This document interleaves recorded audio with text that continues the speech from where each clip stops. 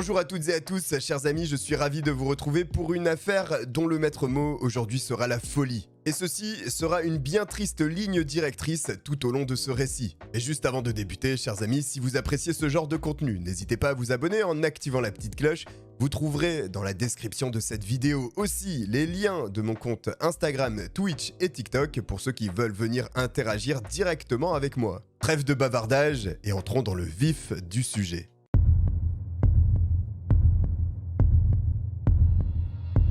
Pour comprendre les tenants et les aboutissants de l'affaire qui nous intéresse aujourd'hui, nous devons faire un bond dans le passé et remonter au 7 mai 1967. Car c'est à cette date que naît un jeune garçon prénommé Martin Bryant dans l'état de Tasmanie en Australie. Il est le fils de Maurice et Carlen Bryant et le frère de Lindy. Le père était ouvrier et travaillait sur les docks. Il avait pour tâche de transférer les marchandises d'un navire à l'autre. Carlen, la mère, quant à elle, est employée dans une usine qui produit du chocolat, jusqu'à ce qu'elle ait ses 2 enfants, après quoi elle s'occupera d'eux à temps plein. Alors que Martin n'est qu'un nourrisson, il semble être un bébé facile à gérer et heureux également, bien qu'il rejette à partir de l'âge d'1 an et demi les marques d'affection physique. Il est également très vif, très curieux, et il lui arrive souvent de courir, de grimper et d'échapper à la vue de sa mère qui s'inquiète par moments. Lorsqu'il grandit, et même si son âge reste très jeune, il a une tendance à fuguer de la maison, à s'échapper et se réfugier dans des champs pour jouer tout seul.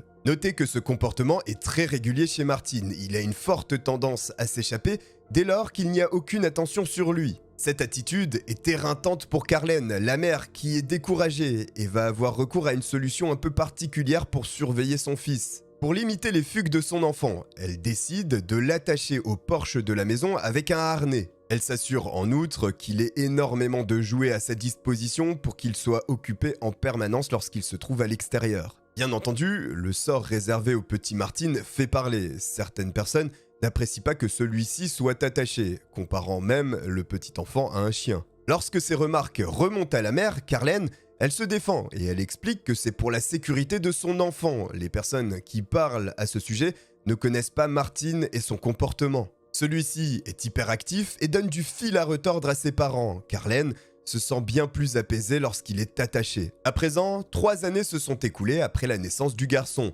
et il apparaît que son développement mental n'a pas suivi le rythme qu'il aurait dû. Maurice et Carlen, les parents, vont avoir 2 attitudes bien différentes à l'égard de Martin sur son comportement. La mère préfère que son fils se développe tel qu'il est et ne souhaite pas lui imposer une quelconque contrainte. Elle n'a aucune envie qu'il soit accompagné ou qu'un psychologue, voire un psychiatre, s'occupe du cas de Martin. En revanche, le père mettra beaucoup plus d'efforts dans l'accompagnement de son fils pour qu'il se développe le mieux possible. Mais la tâche n'est pas aisée, notamment parce que Martin est intimidé par les autres élèves à l'école, du fait de son comportement qu'il juge étrange. Et lorsque des enfants en rejettent un autre, ils peuvent parfois être cruels malgré eux. Il faut dire que l'un des passe-temps favoris du petit Martin est de venir par surprise et par derrière certains de ses camarades avant de leur faire peur, ce qu'il n'apprécie guère. Les enfants réagissant négativement et mettant en larmes Martin. Le petit garçon continue de grandir et à l'âge de 6 ans, son comportement évolue également. L'un des passe-temps les plus appréciés par Martin est de capturer des animaux et de les torturer durant un long moment. Il semble qu'au fond de lui, le garçon devienne de plus en plus sombre et violent. Ceci se confirme avec son attitude envers ses autres camarades, puisqu'il ne se contente plus de leur faire peur, mais devient violent avec eux. Ceci va d'ailleurs générer son transfert vers une école spécialisée pour gérer son comportement. Mais il apparaît qu'il n'y ait pas de réelle évolution chez Martin et vient l'âge de 14 ans. Car pour une raison surprenante, le père de Martin, Maurice, va lui acheter une arme. Certes, il ne s'agit que d'un fusil à air comprimé, mais à travers celui-ci, Martin va découvrir le pouvoir et la puissance des armes à feu. Il commencera dans un premier temps à se dissimuler dans des petites cachettes et viser les voitures qui passent sur la route. Mais il ne se contentera pas de simples dégâts matériels. Il se dirigera par la suite vers les vergers de ses voisins pour viser les oiseaux qui se trouvent dans les arbres et il en abattra plus d'un. Un jour, Martin blesse un des perroquets qui se trouvait sur les arbres. Celui-ci ne peut plus s'envoler pour prendre la fuite et voit l'adolescent se diriger vers lui. D'un sang-froid glaçant, Martin va l'exécuter à bout portant avec un plomb. À 16 ans, les parents de l'adolescent, qui ne voient pas une réelle évolution dans son comportement, décide qu'il est temps pour lui de stopper l'école et l'inscrivent en revanche à plusieurs séances chez un psychiatre. Ce dernier va le suivre de près et il va très rapidement relever qu'il a des problèmes de concentration élevés. À aucun moment, Martin est en capacité de se concentrer sur une discussion et il est difficile pour le psychiatre d'en maintenir une avec l'adolescent. L'esprit de ce dernier s'égarant presque instantanément sur le moindre détail qui l'entoure. Une déficience de l'attention qui est un réel handicap puisqu'à son âge, 16 ans, il est toujours incapable de lire et d'écrire. Après plusieurs dizaines de très longues séances, le psychiatre considère que le cas de Martin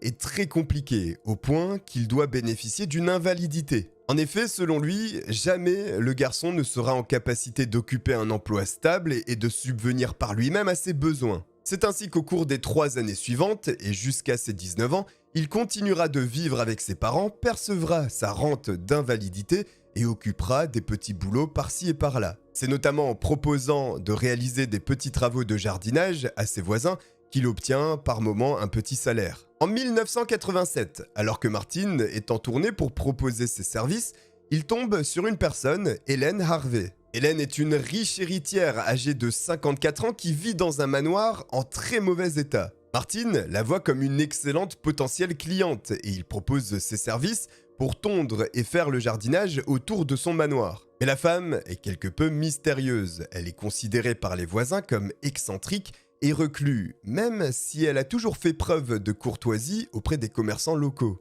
Malgré un comportement irréprochable envers les autres personnes, son hygiène laissant parfois à désirer, a généré des moqueries et par moments de la méchanceté de ces personnes. Mais ceci n'a jamais été une barrière pour Martin qui a proposé ses services à Hélène et ces services ont été acceptés par la femme. Martin devient un habitué du manoir où il prend soin du jardin, mais également des 14 chiens et des 40 chats d'Hélène. Moi je vous le dis, si j'ai 40 fois ça à la maison, vous me retrouvez pendu. Allez, zou. Bref, il y a tellement d'animaux sur cette propriété que le rez-de-chaussée leur est entièrement dédié. À l'étage se trouvent Hélène et sa mère Hilda. Martin, quant à lui, vient si régulièrement sur place qu'il finit par habiter là-bas aussi. Il prend goût à une vie qui devient très agréable, puisqu'à côté du jardinage et de son aide qu'il apporte à Hélène lorsqu'elle fait les courses, il est emmené régulièrement dans de très bons restaurants. Hélène, possédant de nombreux biens ainsi qu'une forte somme d'argent sur ses différents comptes bancaires, n'hésite pas à faire plaisir à Martin. Par exemple, au cours des 3 années qui suivent, Hélène achète 30 voitures de standing, mais également de nombreux autres articles luxueux et celui qui en bénéficie, c'est le jeune homme, Martin. Et à côté de cela, elle prend de moins en moins soin de sa mère, Hilda, qui d'ailleurs, en 1990, sera transférée dans un établissement spécialisé. Et au cours du mois de juillet de cette même année, malheureusement, la mère d'Hélène va décéder. Une année compliquée pour Hélène, d'ailleurs, puisque le manoir, qui devient de plus en plus insalubre, inquiète la ville. La commune de Hobart enjoint la femme de 54 ans de remettre sur pied son manoir et fait appel à la SPA australienne pour emporter les animaux. Le père de Martin proposera d'ailleurs son aide pour remettre en état le manoir et lorsque le bâtiment sera en meilleures conditions, après 3 mois de rénovation tout de même, Hélène pourra le réintégrer, mais sans les animaux. En effet, désormais, la ville interdit à Hélène de posséder des animaux sur cette propriété. Et puisqu'elle n'est plus autorisée à posséder des animaux au manoir, eh bien Hélène va tout simplement acheter une ferme. On n'a pas tous la même vie apparemment. Et là, avec un tel espace, ils vont pouvoir se faire plaisir. Chiens, chats et même poneys nains font partie désormais de la propriété de la ferme. Bon, tout ceci est bien beau, mais le comportement de Martin, lui en parallèle, continue de se dégrader. Et il va y avoir des événements malheureux. Effectivement, le jeune homme possède toujours son fusil à air comprimé. Mais il ne se contente pas de viser des animaux. Cette fois-ci, il se met à tirer sur des touristes de la région. Ces derniers étaient tranquillement en train d'acheter des légumes sur un marché lorsqu'ils ont littéralement été plombés par Martin. Évidemment, la police est aussitôt appelée et elle interpelle le jeune homme. Mais il n'y aura pas de réelles sanctions suite à ces événements. En revanche, il repasse par la case du psychiatre et celui-ci va expliquer que tant qu'il est sous le contrôle de son père, Maurice, il n'y a pas de raison de s'inquiéter et il n'ira pas au-delà de ce qu'il a commis jusqu'à présent. Mais a priori, ni le père ni la mère de Martin ne sont éternels et il viendra un jour où ils ne seront plus là pour contrôler leur enfant.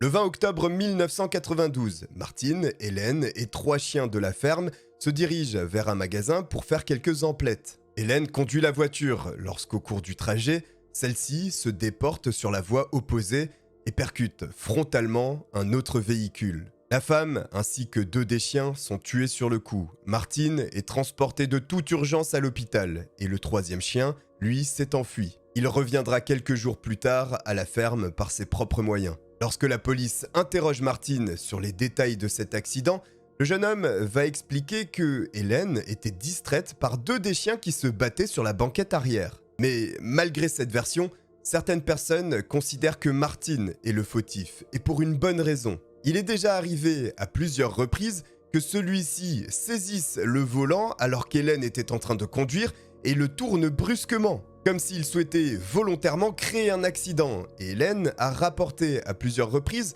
cette attitude de la part du jeune homme. Bien sûr, étant le seul survivant, il est impossible pour des personnes de démonter la version de Martine et ce cas sera traité en tant qu'accident. Et cet événement a de lourdes conséquences. En effet, 1 an avant cet accident, en 1991, le père de Martine, Maurice, a pris la décision de créer son testament. En sachant que son fils aura besoin de ressources pour le reste de sa vie, le père a légué un fonds de pension contenant 250 000 $ à Martine. Coïncidence ou non, dans le même laps de temps, 3 semaines plus tard, Hélène va également déposer son testament. Et dans celui-ci, elle lègue absolument tout à Martine. Son manoir, sa ferme, ses économies et ses animaux, tout. Martine ne le sait pas encore sur son lit d'hôpital, mais il vient de devenir millionnaire. A noter qu'il mettra 7 mois pour se remettre de ses blessures et que son père, Maurice, aura développé une dépression. En effet, celui-ci était tout de même proche d'Hélène et il connaît l'attitude de son fils. Peut-être qu'au fond de lui, il était conscient que ce dernier avait causé la mort de la femme. D'ailleurs, le père ira jusqu'à quitter son emploi pour continuer à prendre soin de la ferme. Mais il s'occupera également de la somme qui a été transmise à Martine, puisqu'il sait que son fils a des problèmes comportementaux et il ne peut pas le laisser faire n'importe quoi, surtout avec une telle somme d'argent. Effectivement, Martine n'a aucune notion de l'argent et il ne comprend pas les mathématiques, ce qui est problématique lorsqu'il y a beaucoup de fonds à gérer. Par conséquent, les parents vont mettre en place un système pour que l'héritage ne soit pas dilapidé en un claquement de doigts et pour que Martine puisse continuer à bénéficier de l'argent au cours de sa vie et jusqu'à la fin de celle-ci. En août 1993, Maurice se rend à la ferme pour l'entretenir au cours du week-end. Lorsqu'il arrive sur place, il prend le téléphone et appelle sa femme Carlène ainsi que sa fille Lindy pour leur dire à toutes les deux qu'il les aime. Le lendemain matin, pour diverses affaires, un homme se rend à la ferme lorsqu'il aperçoit sur la porte d'entrée un petit mot. Sur cette note est indiqué « Appelez la police » et il s'agit de l'écriture de Maurice. Aussitôt, les policiers et les pompiers sont contactés par l'homme. Ils se rendent sur place et se mettent à rechercher activement Maurice, le père de Martine. Pour le moment, il n'y a aucune trace de lui. En revanche, il retrouve son véhicule et les nouvelles vont s'aggraver lorsqu'il retrouve à l'intérieur de la voiture une lettre clairement où est évoqué un suicide. Par ailleurs, de fortes sommes d'argent en liquide sont retrouvées éparpillées sur la propriété, ce qui ne fait qu'aiguiser la curiosité des autorités. Évidemment, le jeune homme est interrogé sur cette mystérieuse disparition, mais il semble se désintéresser de l'affaire et ne participe absolument pas aux recherches et n'aide aucunement les enquêteurs. Et le père reste introuvable et malgré le pessimisme des policiers, il faut tout de même retrouver quelqu'un ou une dépouille pour s'assurer du sort de l'homme. Après de vives recherches, il ne reste plus qu'un endroit sur la propriété à vérifier. Il s'agit d'un réservoir d'eau à l'arrière. Des plongeurs sont envoyés à l'intérieur de cette énorme cuve et malheureusement, le cadavre de Maurice est retrouvé avec un poids autour de sa taille. Non loin de cette macabre découverte, un récipient contenant des pilules contre l'anxiété est retrouvé et un grand nombre de ces pilules sont manquantes. Les autorités ont relevé qu'il y en avait 18 en moins. Et ce qui est ressorti de la cuve, ce n'est pas seulement le corps de Maurice. Également, des cadavres de moutons étaient à l'intérieur. La police est totalement confuse et ne saisit pas ce qu'il s'est déroulé ici, et ils vont orienter leurs soupçons vers Martine. Après tout, le comportement de Martine est troublant. Il ne participe pas aux recherches de son propre père d'abord, puis lorsqu'il doit l'identifier, n'a absolument aucune émotion. Plus étrange encore, après avoir confirmé qu'il s'agissait bien du cadavre de son père, il est retourné vers la maison en rigolant. Mais le médecin légiste, après avoir consulté le dossier médical de Maurice et avoir compris que celui-ci souffrait de dépression, va conclure à un suicide effectivement. Après le résultat de ces analyses, Martin est donc mis hors de cause et va percevoir les 250 000 $ du fonds de pension que son père avait prévu dans le cas où il devait mourir. Désormais, sans Maurice, qui était le dernier pilier pour contrôler le comportement de Martin, eh bien celui-ci va totalement dévier. Et cela commence avec les enfants du quartier où il vit. Il tente de se lier d'amitié avec eux. Et bien entendu, ceci va échouer puisque les enfants ont été prévenus par leurs parents de ne surtout pas l'approcher. Et cela vaut peut-être mieux ainsi, puisqu'en parallèle, Martin collectionne les vidéos à caractère sexuel, violent et bestial. En outre, il commence à se présenter de plus en plus en public avec des tenues folkloriques, comme ce jour où il se promenait en ville avec des chaussures en peau de lézard, un costume, une mallette et un chapeau de paille. Mais il n'y a pas seulement ces tenues qui sont folkloriques, ces mensonges aussi, puisqu'il explique à qui veut bien l'entendre qu'il est un homme d'affaires qui a réussi, alors que bien entendu tout le monde sait qu'il a hérité de la part d'Hélène. Et comme les gens du coin ne sont pas réceptifs à tout ce qu'il raconte, il décide de voyager. D'abord à l'intérieur du pays, en Australie, où il fera plusieurs régions avant de se rendre en Nouvelle-Zélande, au Japon, aux États-Unis et en Europe dans plusieurs pays. Malgré la multitude de pays traversés et la diversité des populations rencontrées, il ne sera jamais réellement mieux accueilli ailleurs. Les meilleurs échanges qu'il aura, ce sera avec les personnes qui se trouvaient à côté de lui dans l'avion. Des personnes qui n'avaient d'autre choix que de se montrer courtois avec Martin, qui parlait énormément. Bon, mais après tous ces voyages et toutes ces déceptions également, Martin considère que le monde entier est contre lui. Et puisque c'est ainsi, il va se venger. Le jeune homme a un plan en tête, et pour le mener à bien, il doit apprendre à conduire. Bien entendu, il ne passera jamais le permis, il se contentera d'apprendre avec les nombreux véhicules qu'il a à sa disposition. À côté de cela, il va se constituer un réel arsenal, composé notamment de fusils semi-automatiques et de fusils de chasse. Ceci est accompagné de centaines, voire de milliers de munitions. Mais pour transporter tout cet équipement, Martin a besoin d'un sac, un très grand sac. Au moment de cet achat, il est même accompagné de sa petite amie de l'époque qui va le voir mesurer des sacs dans des magasins pour s'assurer que ses armes puissent entrer à l'intérieur. Évidemment, elle n'est pas au courant du plan de Martin. Ce qui nous amène au matin du 28 avril 1996.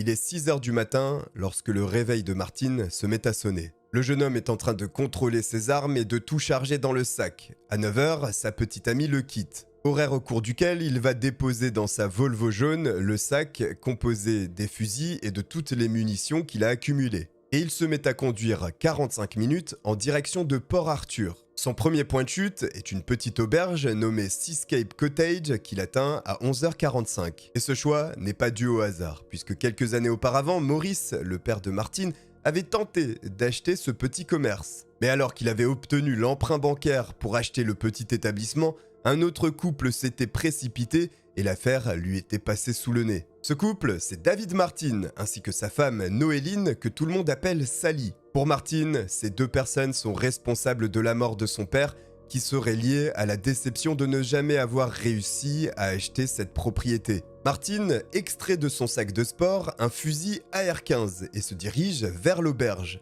Il pénètre dans l'établissement et à proximité de l'entrée principale se trouve Sally. Aussitôt, celle-ci est mitraillée par Martin. Elle est perforée de toutes parts et s'écroule sur le sol, décédée. David, son mari, accourt à l'entrée pour comprendre ce qu'il se passe. Lui aussi est touché à 3 reprises par Martin et s'écroule au sol, mais ne meurt pas. Il gît au sol, agonisant, et son agresseur le bâillonne. Martin se dirige tranquillement vers la cuisine du cottage, où il saisit un couteau, avant de se retourner et de se rendre à nouveau vers David. Il le regarde un instant, puis le poignarde sauvagement, c'est une véritable boucherie. Une fois qu'il en a fini, il se lave les mains et sort de la propriété. Il va croiser à ce moment plusieurs touristes. Ces derniers pensent qu'il est le propriétaire du gîte et lui demandent s'il est possible de visiter les chambres. De manière très vulgaire et impolie, il explique à ces touristes que c'est impossible. Ils ne restent pas bien longtemps et comprennent que l'endroit est très peu accueillant et reprennent leur route. Martin rejoint sa Volvo jaune, mais avant de partir, il la recule jusqu'à l'entrée du cottage où il va déposer une arme et de nombreuses munitions. A priori, il a l'intention de revenir ici. Une fois ceci fait, il verrouille la porte de l'auberge, reprend sa voiture et repart en direction de Port Arthur, sa destination seconde.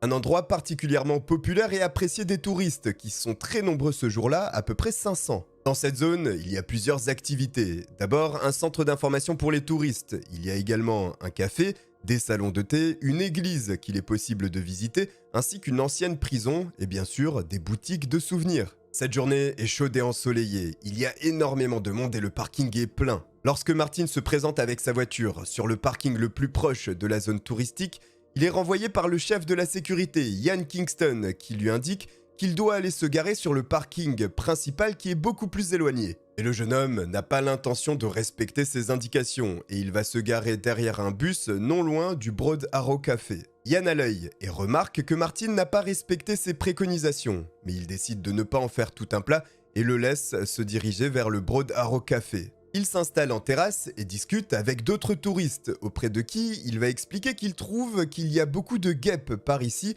et pas beaucoup de touristes japonais. Les personnes désignées par le terme guêpe qu'emploie Martin sont en réalité les personnes blanches de peau. Et le jeune homme s'attendait à ce qu'il y ait plus de touristes asiatiques, ce qui est surprenant car Martin n'a jamais fait preuve de racisme en réalité auparavant malgré son comportement quelque peu différent. Et celui-ci finit son repas puis pioche dans son sac de sport et sort le couteau encore ensanglanté avec lequel il avait tué David, le propriétaire du Seascape Cottage. Ensuite, il cherche plus profondément dans son sac et sort le fusil AR-15. Une fois qu'il l'a bien en main, il tire sur 2 touristes venant de Malaisie. Puis dans une folie meurtrière, il se retourne et commence à tirer sur n'importe qui. Une balle frôle la tête de Mike Sargent qui est assis avec sa petite amie Kate Scott. L'homme tombe au sol, il est sonné, et lorsqu'il reprend ses esprits et qu'il regarde autour de lui, il constate que Kate, sa petite amie, a été blessée mortellement à la tête par Martin. Un vent de panique s'abat sur le café où les gens sautent dans tous les coins pour essayer de se mettre à couvert. Un homme, Jason Winter, saisit un plateau dans le café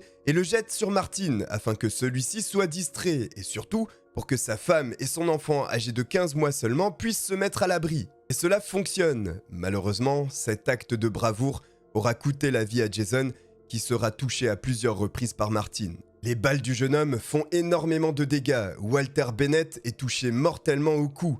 Et la même munition ira se loger dans la tête de Ray Sharp qui lui aussi sera tué. Un peu plus loin, Ian Kingston, le chef de la sécurité, entend les détonations et les cris des touristes. Il accourt alors vers l'endroit d'où proviennent ces bruits, le café. Ses premières pensées sont qu'il y a un grave problème électrique qui cause ces détonations et qu'il y a effectivement potentiellement des gens en danger. Lorsqu'il arrive sur place, c'est l'horreur. Il constate un amas de cadavres et une mare de sang. Il voit Martin en train de vider ses chargeurs sur plus de 60 personnes. Ian n'a pas été repéré par Martin et il est hors de vue de celui-ci. Il aide autant de personnes qui se trouvent dans le café à sortir de cet endroit. Mais un problème très surprenant va se produire, car les détonations entendues dans toute la zone touristique ne vont pas avoir pour effet de faire fuir les gens. Au contraire, il va y avoir un afflux de personnes vers le café. Les touristes pensent qu'il y a un spectacle, qu'il y a une démonstration ou quoi que ce soit, et ils ne veulent pas le manquer. Ils se dirigent tous au même endroit. 30 ou 40 personnes se massent devant le secteur de la tuerie.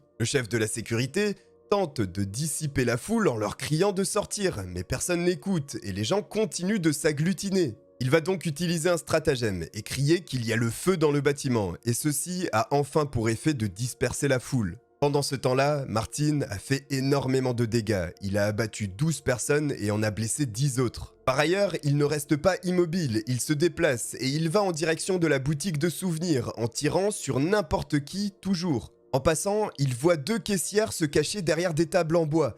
Mais Martin utilise des balles perforantes et il va mitrailler ces tables en bois et tuer ces 2 caissières. Dans la boutique de souvenirs, ce sera un véritable carnage, car les personnes qui pensaient pouvoir s'enfuir par la porte arrière de l'établissement vont tomber des nues lorsqu'ils vont découvrir qu'elle est verrouillée. Ils sont dans une impasse face à Martin qui tient son fusil AR-15 et qui va vider un chargeur entier sur eux, tuant tout le monde. Les munitions commencent à manquer pour Martin, qui fait demi-tour et se rend à nouveau au café où se trouvait son sac. Il refait le plein, recharge, prend son sac sur l'épaule et sort de l'établissement. Le fou a remarqué que de nombreuses personnes s'étaient dirigées vers le parking. Lui aussi va alors emprunter cet itinéraire pour abattre un maximum de personnes. À cet endroit, une femme sera touchée par l'une des balles de Martin au niveau de la cuisse et son fémur éclatera. Des fragments de son os seront projetés dans le visage d'un homme qui se tenait là à proximité.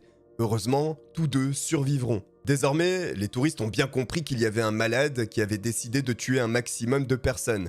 Et cela complique la tâche pour Martin avec son fusil AR-15. En effet, les gens essayent de se tenir le plus loin possible de Martin, ce qui devient compliqué pour les toucher avec ce fusil. Il est donc temps pour lui de changer d'arme. Il met la main dans son sac et en sort un fusil automatique FN 308 et se remet en marche pour sa tuerie. Martin a remarqué que des personnes s'étaient réfugiées dans des bus touristiques. Il rentre dans l'un d'eux et va abattre un maximum de personnes à l'intérieur de ce véhicule. Soudainement, les urgences ainsi que les services de police sont inondés d'appels. Mais le commissariat le plus proche se trouve dans la ville de Hobart, qui se situe à peu près à 1 heure de route de Port Arthur. Les 2 officiers en patrouille les plus proches, quant à eux, sont à 22 km de la tuerie. Il va donc falloir attendre un long moment avant qu'un quelconque soutien puisse arriver. Martin, quant à lui, se dirige vers la sortie du parking, où il croise une femme, Nanette Mikach. Celle-ci est accompagnée de ses 2 enfants, Madeleine, âgée de 3 ans, et Alana, âgée de 6 ans. Tous 3 se dirigeaient vers les cabines de péage pour s'y abriter.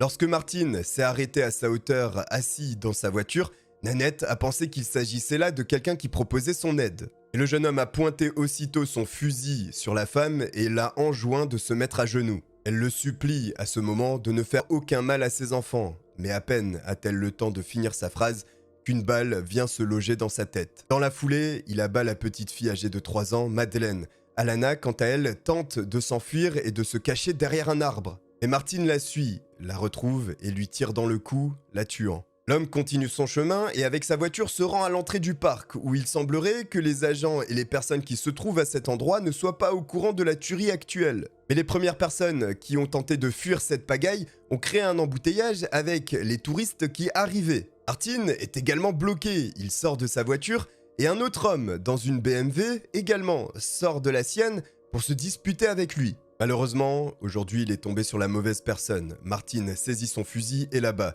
Il tue également les 3 personnes qui l'accompagnaient dans la voiture. D'une froideur extrême, Martin sort les cadavres de la BMW, va récupérer son sac contenant les armes et les munitions, le met dans ce véhicule et prend ce dernier pour s'enfuir. Sur le chemin retour, il s'arrête à une station-service où il croise une Toyota Corolla blanche. Celle-ci s'apprête à partir lorsque son conducteur, Glenn Pierce, est mis en joue par Martin. L'homme et sa petite amie qui se trouvent du côté passager sont terrifiés. Martin lui ordonne de sortir de la voiture. Il le supplie de ne pas tuer sa petite amie. Le tueur lui indique qu'il a intérêt à obéir à tous ses ordres et il lui indique de monter dans le coffre de la BMW. Ce que Glenn fait, puis Martin ferme le coffre et se dirige à nouveau vers la Toyota. Zoé Hall, la petite amie de Glenn, est terrorisée. Elle voit Martin se mettre à sa hauteur et tirer 3 fois, la tuant. En parallèle, les hôpitaux de la région sont prévenus. Ils doivent se tenir prêts car ils vont recevoir un grand nombre d'urgences compliquées à gérer. Dans cet énorme malheur, il y a un peu de chance, puisque les 2 principaux hôpitaux de la région étaient en exercice, ce qui signifie qu'ils avaient un surplus d'effectifs, alors qu'habituellement, le week-end, il y a un sous-effectif, justement. Et surtout, des chirurgiens spécialisés étaient présents en nombre, ce qui va fortement aider lorsque l'afflux de victimes va se présenter. La police aussi va bientôt arriver au niveau de Port Arthur avec des officiers et des unités tactiques. D'ailleurs, seulement quelques minutes après le passage de Martin à la station de service, un agent de police s'y rend. Il trouve le pompiste ainsi que des clients cachés en espérant que ce fou ne reviendra plus. Le propriétaire de la station indique d'ailleurs à l'agent de police quelle direction a pris Martin et celui-ci s'en va à sa chasse. Et l'officier n'a pas de grande difficulté à suivre le chemin emprunté par Martin, puisqu'il peut apercevoir sur le côté de la route des personnes qui ont été visées par Martin. Et en suivant sa piste, il paraît évident désormais qu'il est retourné du côté du Seascape Cottage, l'auberge où il avait abattu David et Sally. Martin avait tout prévu, cet endroit était l'endroit où il allait mener son dernier combat face aux autorités. Avant de retourner se barricader à l'intérieur du gîte, Martin décide qu'il doit faire le ménage sur la route qui passe devant. Le moindre véhicule qui s'approche un peu trop près prend une balle et de nombreuses personnes vont être touchées. Heureusement, à cet endroit, il n'y aura pas de victimes. Et la route est dégagée et c'était là l'objectif de Martin qui remonte dans la BMW avec toujours Glenn dans le coffre et va vers l'allée et la porte d'entrée du gîte. Une fois devant le bâtiment, il sort Glenn du coffre et le menotte à une rampe d'escalier. Après avoir extrait tout son matériel qui se trouvait dans le véhicule, il prend un bidon d'essence et met le feu à la BMW. Puis il se barricade et attend patiemment la venue de la police. Entre-temps, une journaliste qui avait eu vent de ce carnage à Port-Arthur tente de contacter des entreprises qui se trouvent autour pour savoir si elles ont des renseignements à lui fournir. Et sans qu'elle ne le sache, elle va tomber sur Martin, qui va lui indiquer qu'il s'appelle Jamie. La journaliste, qui tente d'obtenir plus d'informations, demande ce qu'il se passe à Martin, et il explique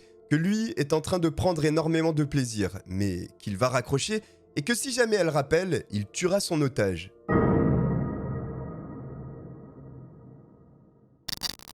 Finalement, les agents de police ainsi que les unités tactiques arrivent sur le lieu du drame, Port-Arthur. Il est 15h. Simplement, cela fait déjà 1h30 que Martin a quitté les lieux. Et les touristes sont toujours cachés un peu partout, à l'abri, craignant que le tueur soit encore sur place. Les policiers vont alors créer un espace de sécurité et faire sortir les victimes. Les ambulanciers arrivent donc en second lieu et se dirigent immédiatement vers les personnes qui nécessitent des soins. Les blessés les plus graves sont transportés par avion vers les hôpitaux les plus proches, d'autres par ambulance, et ceux qui peuvent être soignés sur place le sont. Pendant ce temps, du côté de l'auberge, l'incendie qu'a déclenché Martin en brûlant la BMW a rameuté les premiers officiers. Rapidement, ceux-ci ont essuyé les premiers tirs de Martin à leur encontre. Ces derniers sont bloqués dans un fossé, ils ne peuvent pas bouger, car s'ils bougent, Martin les a en joue et les abattra. Ils contactent donc des renforts et attendent patiemment que ceux-ci arrivent depuis Port-Arthur pour enfin mettre fin à cette tuerie. Il est quasiment 21h lorsqu'un groupe d'opérations spéciales est enfin mis en place et a permis aux officiers bloqués dans le fossé de sortir. Les agents sur place ne savent pas trop comment s'y prendre, puisqu'ils ne sont pas certains qu'il y ait des otages avec Martin ou non. Un négociateur est donc envoyé sur place, Terry McCarthy. Évidemment, la première chose que Terry va faire, c'est prendre contact avec Martin et discuter avec lui. Il sera sacrément surpris lorsque Martin va décrocher et dire un bonjour comme si tout était joyeux dans ce monde. Le négociateur est abasourdi par le manque de sérieux dont fait preuve Martin.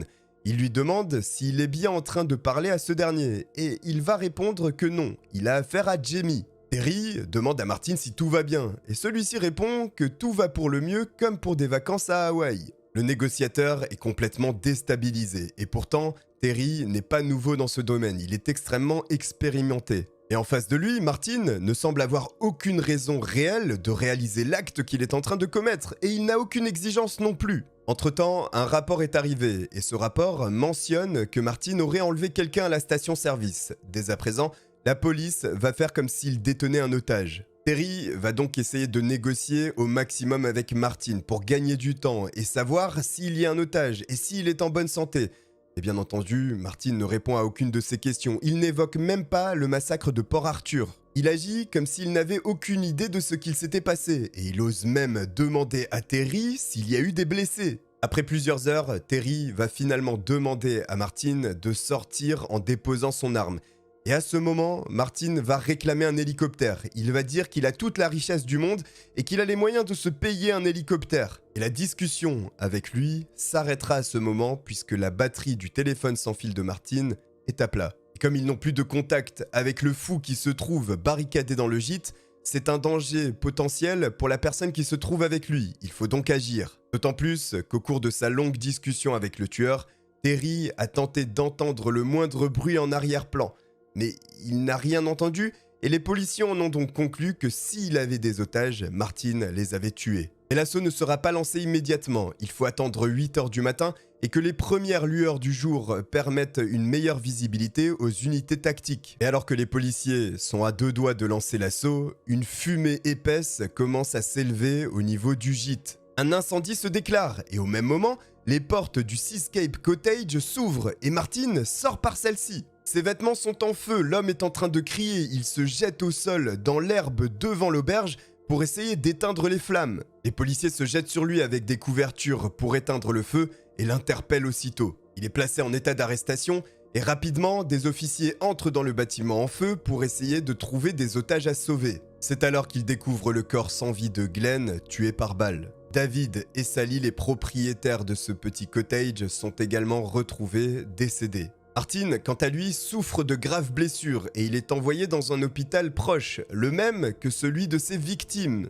Et son bilan est faramineux. Il a tué 35 personnes et blessé 23 autres en moins de 24 heures. Pendant sa convalescence, Martin est étroitement surveillé, non seulement pour pas qu'il ne s'échappe, mais surtout pour que personne ne vienne le tuer car il a généré énormément de haine. La police a reçu de multiples renseignements selon lesquels des personnes avaient pris la décision de venir ôter la vie à Martin. Mais celui-ci s'en sortira et finalement sera inculpé pour 72 crimes. 35 chefs d'accusation pour meurtre, 21 pour tentative de meurtre, incendie criminel et de nombreux autres pour coups et blessures. Le procès, quant à lui, réserve également son lot de surprises, puisqu'au départ, Martin ne plaidera coupable que pour l'enlèvement de Glenn. Il reconnaît qu'il a emmené l'homme sous la menace d'une arme, qu'il l'a enfermé dans le coffre de la BMW, mais nie totalement avoir tué Zoé Hall, sa petite amie. Il indique aussi qu'il n'est pas responsable de la mort de Glenn, que celui-ci avait dû mourir d'asphyxie dans le coffre, alors que les policiers savent pertinemment que ce n'est pas vrai puisqu'ils ont trouvé son corps. Et ceci va durer tout au long de la procédure. Tout ce que dit Martin n'a aucun sens. Il ne veut pas reconnaître les meurtres, il minimise au maximum. Il nargue les enquêteurs et les magistrats, il rigole à la moindre remarque et n'est absolument pas sérieux au cours de ce procès. Au bout du compte, Martin va énormément parler avec son avocat et il va détailler qu'après avoir tué David et Sally, les deux propriétaires du Seascape Cottage,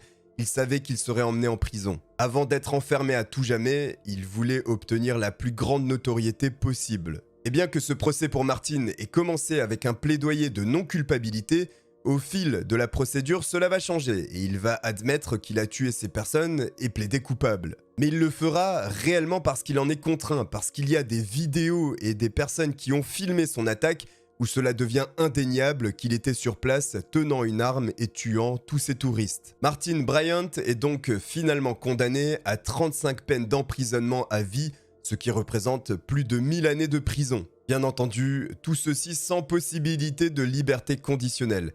Et après l'énoncé de la sentence, Martin, sans surprise, n'a démontré aucun remords. A noter que les 8 premiers mois de son séjour carcéral, Martin va les passer dans la section psychiatrique. Après une étude approfondie de son cas, les médecins de la prison détermineront qu'il n'y a aucun espoir pour lui, il ne pourra jamais être réhabilité. Il ressort de leur analyse qu'il avait le niveau mental d'un enfant de 11 ans et qu'il ne s'intéressait à rien d'autre si ce n'est lui-même. Et après plus de 2 décennies en prison, Martin a déjà tenté de mettre fin à ses jours à 6 reprises. Voici pour l'affaire du massacre de Port Arthur, un jour noir dans l'histoire de l'Australie. Et il est possible de constater à quel point l'accompagnement des personnes telles que Martin avec des déficiences au niveau mental est important non seulement pour leur bien-être, mais aussi, on l'a vu dans ce cas, pour le bien-être des autres. Malgré l'horreur de ce récit, j'espère que vous avez passé un bon moment. N'hésitez pas à liker cette vidéo si c'est le cas, à vous abonner en activant la petite cloche pour ne pas manquer la suite du contenu.